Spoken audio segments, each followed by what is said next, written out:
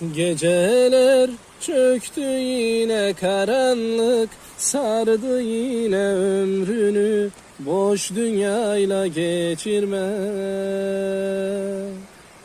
Sabır ve sebat ile ömrünü, İslam'a ver gönlünü, iman ile temizle.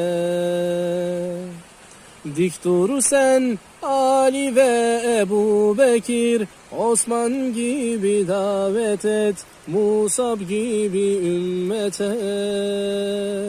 Adalet timsali olan Ömer bin Hattab gibi örnek ol bu ümmete.